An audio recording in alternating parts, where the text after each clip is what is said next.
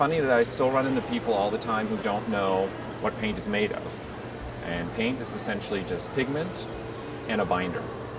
And depending on what kind of paint you're making, you would just change the binder. So if you're making oil paint, you would use linseed oil.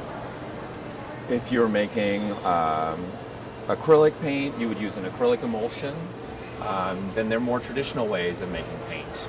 For example, they used to make paint by mixing egg yolk with the pigment to make egg tempera. That's what I'm going to demonstrate today. I have a pigment here.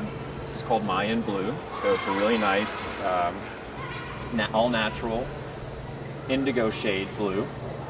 And what you do is when you make your own paint, when you make water-based paint, you take a little bit of pigment, you put it out onto the surface, you take a palette knife and some water,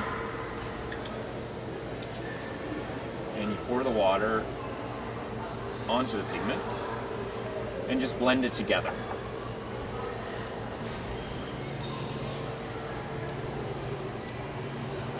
So I need a little bit more water. It's a little bit too dry. Let's pour that on carefully. So you blend the pigment and the water together.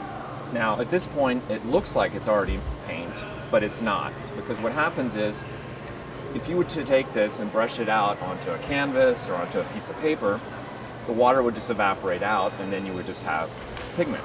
So you would run your hand across the surface and all the pigment would come off. So what you need is what's called a binder, or the glue that makes it stick to the surface. So before I do that, I want to make sure that all the pigment and the water have been mixed together and that there are no lumps of pigment floating around in there. Kind of like preparing flour for gravy. So my palette knife can do that to a certain extent and do that pretty well. But the best tool to use for that is what's called a glass Muller, which is this big glass tool. And you put that down on top of your pigment and water mixture, and you just run the Muller across the surface. And what it does is it spreads the pigment and water out onto a really thin layer, and it forces all the pigments to be dispersed into the water. That way you don't have any lumps of pigment floating around in there. So it's already a lot smoother, and so the pigment is now all dispersed. You take my Muller off. Okay. Now at this point, the pigment is ready to be mixed with the binder. So like I said earlier, in this case I'm going to use egg yolk. What you do is you separate the eggs out, the yolk and the egg white. Then there's a little sac that goes around, that's around the egg yolk, and that needs to be taken off as well. And you just pour it in, like that. And egg yolk's actually a really surprisingly strong binder.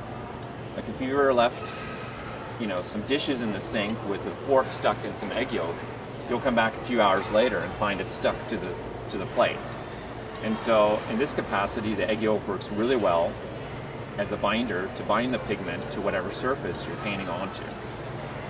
So now I've blended it all together.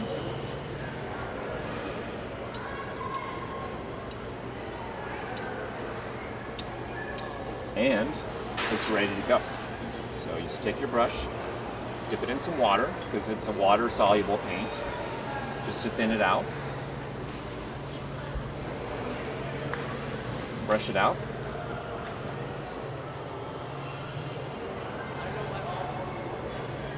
And you're all set.